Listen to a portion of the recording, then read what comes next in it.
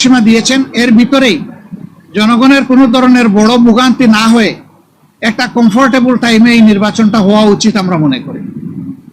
আর 2 নম্বর আমরা বলেছি এই নির্বাচনের আগে অবশ্যই সংস্কার এবং দৃশ্যমান বিচারের কিছু প্রক্রিয়া জনগণের সামনে আসতে হবে। সংস্কার শেষ না করে যদি কোনো নির্বাচন হয়, এই নির্বাচনে জনগণ তাদের প্রত্যাশা পূরণ করতে পারবে না। আবার সংস্কার করা সম্ভব না। মাত্র 5টা সুনির্দিষ্ট বিষয়ে তারা হাত দিয়েছেন, এতটুকু নিষ্পত্তি হওয়া উচিত সন্তোষজনকভাবে। এর পাশাপাশি এখানে জুলাই প্রক্লেমেশনের ব্যাপার স্যাপার আছে, এগুলা সংস্কারের সাথে জড়িত। তো অনেক দলের দাবি দেওয়ার মধ্যেও কিছু ভিন্নতা আছে, এটা থাকবে, দল যেহেতু আলাদা মতেরও ভিন্নতা থাকবে, এটাই স্বাভাবিক।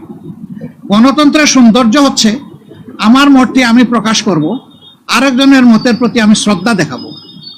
আমি কারো মতকেই তুচ্ছ জ্ঞান করব না, উপহাস করব না এবং কাউকে অপমানিত করব না।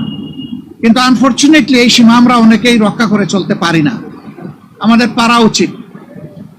গণতন্ত্রের স্লোগান হচ্ছে let us agree to disagree.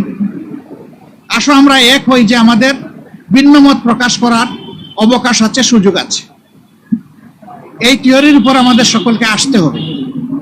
আমরা বিশ্বাস করি সমস্ত দলই দেশকে ভালোবাসে। ভালোবাসার জায়গা থেকে দায়িত্ববোধের পরিচয় দিয়ে আমরা সবাই যদি এগিয়ে আসি এবং আমরা যদি সংস্কার প্রক্রিয়াকে অর্থবহ সহযোগিতা করি, তাহলে একটা অর্থবহ সংস্কারের মধ্য দিয়ে একটা অর্থবহ নির্বাচন নিশ্চিত হতে পারে ইনশাআল্লাহ। আমরা সেই দিনটির অপেক্ষায় আছি। সমাজে যে অস্থিরতা দেখা দিয়েছিল এই বিষয়টাকে কেন্দ্র করে, প্লাস বিভিন্ন ব্লকেটকে কেন্দ্র করে আপাত দৃষ্টিতে তা কিছুটা কেটেছে। আমরা এর স্থায়ী নিষ্পত্তি চাই এবং আমরা মনে করি যে 2টা রোডম্যাপ ঘোষণা করলেই তার অনেকটাই সমাধান হয়ে যাবে। একটা হচ্ছে সংস্কারের রোডম্যাপ, আর একটা হচ্ছে নির্বাচনের রোডম্যাপ। এই 2টাই অতীব গুরুত্বপূর্ণ বলে আমরা মনে করি।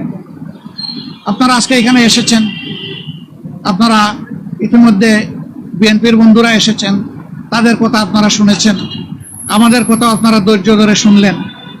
এই জন্য আমরা আমাদের পক্ষ থেকে আপনাদের প্রতি কৃতজ্ঞতা জানাই এবং ধন্যবাদ জ্ঞাপন করি।